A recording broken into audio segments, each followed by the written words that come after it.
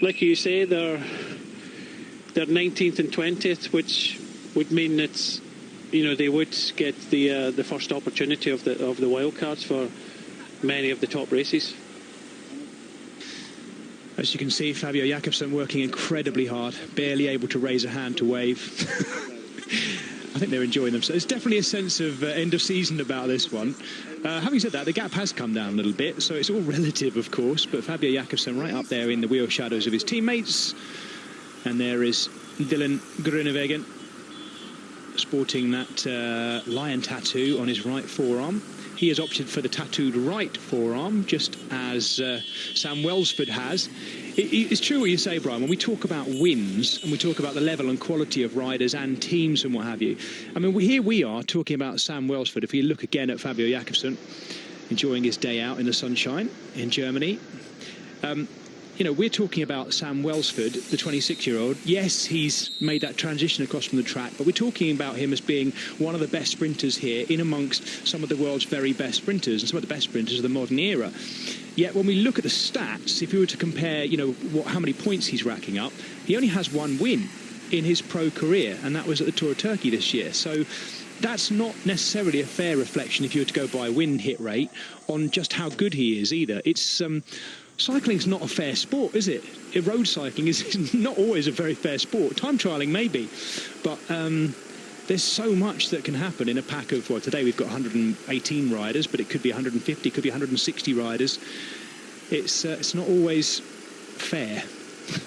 Sam Welsford is the type of sprinter that doesn't always get it right in the end, but when he does, he gets the win. And I think I covered the Tour of Turkey this year, and he popped up from pretty much nowhere and won emphatically. But you know, he's never had that kind of same luck or form since. But then again, he could possibly pop up today. The thing for me now is Bora Hansgrohe, very strong German team with two very good sprinters, one being Irish, one being Belgian, and they aren't riding on the front. I would have thought that they may have put one rider up, certainly just being a German team, but it's been up to Bike Exchange, Alpecin and Quickstep that are doing the riding. I thought Bora may have done it, but they're kind of sitting back and saving everything. But there is a relaxed atmosphere in the peloton, because with the 5 riders in front, chance of fighting it out for the victory. The weather conditions you can see from behind the trees and things like that, it's not blowing too hard. We've got a bit of a kind of northwesterly wind, but it's only about 10 kilometres an hour. It's not like last year we split up in the peloton. The peloton split up in the crosswinds.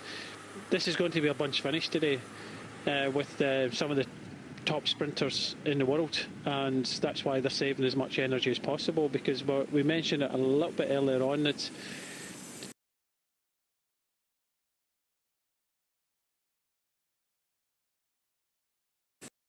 because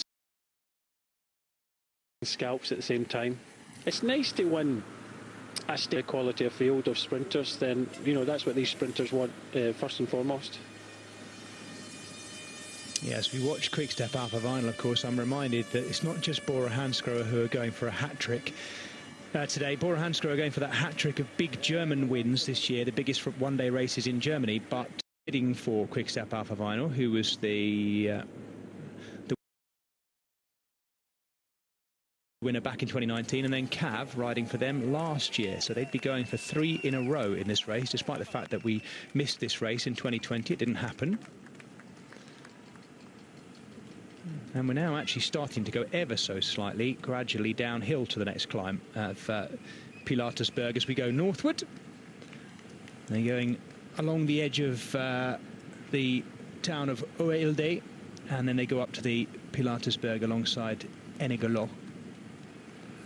I've just been reminded by Sarah Milton on Twitter, Hodge badly broken wrist following training crash at the beginning of the year, still out. It's a long time out, isn't it, to have with a broken wrist? Yes, I'm guessing it depends how badly broken it is as well. But between commentating and running a cycling academy, and I've got a junior rider, one of the best downhill riders in the country. I won't use his name, but he was riding National Downhill Series